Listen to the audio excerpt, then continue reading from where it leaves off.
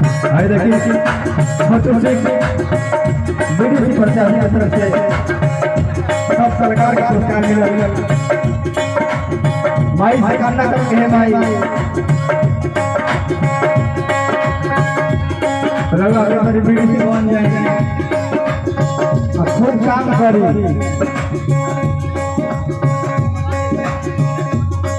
गाना का भाव राजनाथ भैया सोनू भैया आशा के छतिया में दिया जगा के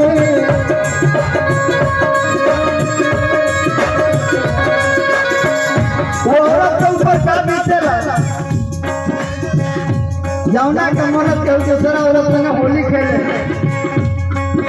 दिल के बात बा।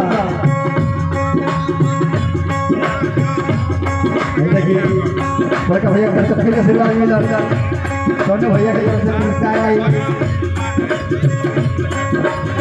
बीडीसी पंचायत अरविंद कुमार ठाकुर की तरफ से पुरस्कार।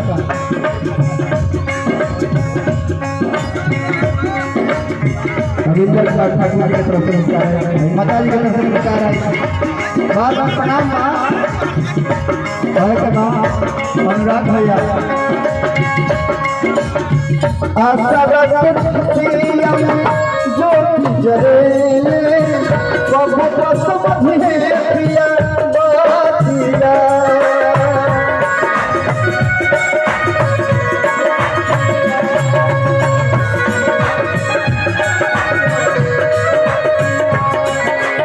देखिए ऊपर से ना रख दिया हे राजकुमार भैया चलो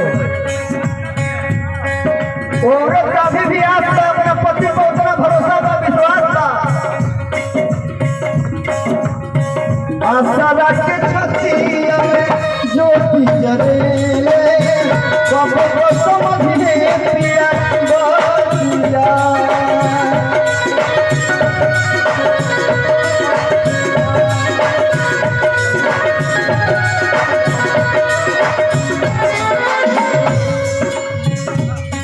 जब जब समय होता रात में आता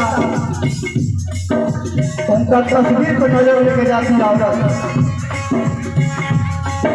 अट्टा का भाव में आओ बाबू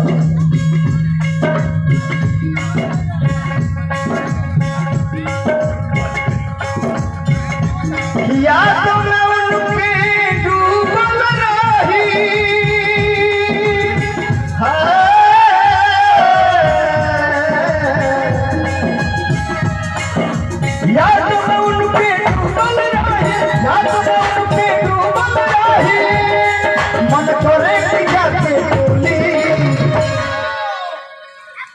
याद उन पे डूबल रही मन करे की जाते टोली फोटो से बात फोटो से होता कि याद उन पे डूबल रही मन करे की जाते टोली काहे कि सब दिनिए संगे अरे सही हमार खेला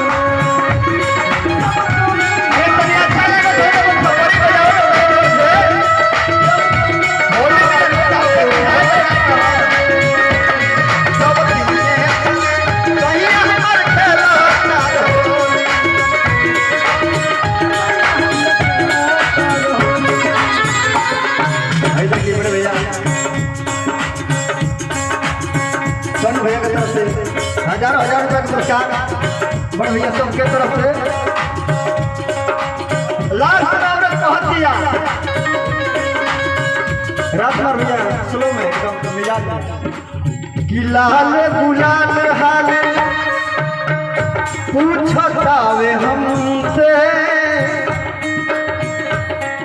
सब गार्जियनों को प्रणाम करते नहीं नाम लिखी जाना लेकिन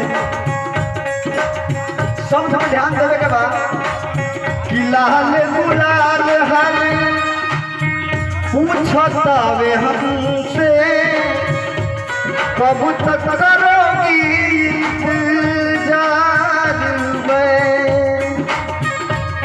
तब तक सामने कौआ बैठल बा, कौआ काय काय करता, सामने सवाल करता कि बैठिया करिया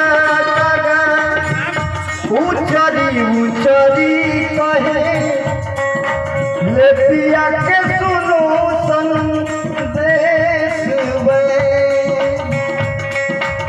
राजभर भैया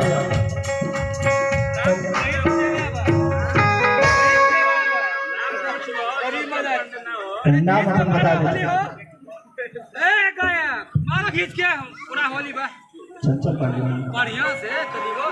चमचम पांडे जी भावे मुखिया प्रत्याशी क्या बात है। मैं इससे कामना करो कि राज पद प्रतिष्ठा एकदम बरकरार रहो और भारी मत से विजयी बनी। चाचा के अनंत नारायण तिवारी जी जिला परिषद प्रत्याशी एकदम सबसे निहोरा करो कि भारी मत से जिताएं और एक जोरदार ताली बजाइए तो सर गीत में ढुकवा था नहीं। नीचे बैठ सर। बोलिए शंकर भगवान की जय। ये बात होके के चाहिए। बहुत बहुत पुरस्कार मिला सबके प्रणाम का। हेलो एंकर ऋतिक रोशन सिंह जी आप मंच पे आइए अगर हमारी आवाज आपके कानों तक जा रही है तो। अच्छे तो कैसे बोलिए तो बोलवा लो क्या बात खरीदा। हेलो कार्यक्रम की गरिमा को समझना है।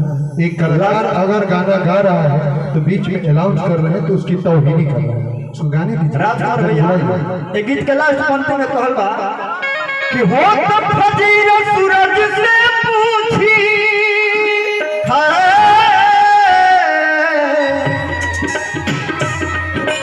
हो तब फजीर सूरज से पूछी कि तू ही कहो कैसे हम बोली सब दिने सने आज हमारे फेरातार होली में गुड्डू रंगीला जब आइले होली के माहौल बदल दिले। गुड्डू रंगीला जब आइले सन भैया तो होली के पूरा रंगे बदल दिले। चले चले आज मुकान नीचे ऊपर है हमरो कार जाओ तेरे मोड़ ढोल है लेकिन सकते नहीं बना फिर भी पाई रहे। आओ गुड्डू रंगीला जब आइले राजकुमार भैया तो शुरुआत कर देले का हर की दिया बुता भूत भरा कोता बाबा के बेला बड़ी बना मिजाज में जब समय दिए तौने घड़ी माहौल बदल दे पूरा गरम है रखे अब रखना दिया अरे की बाबा के बेला खोल पाता अरे बाबा के बेला खोल पाता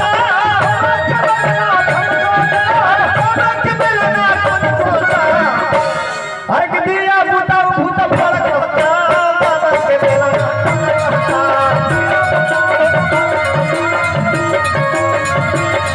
अरे दिया बुता भूत भर कोता बाबा के बेला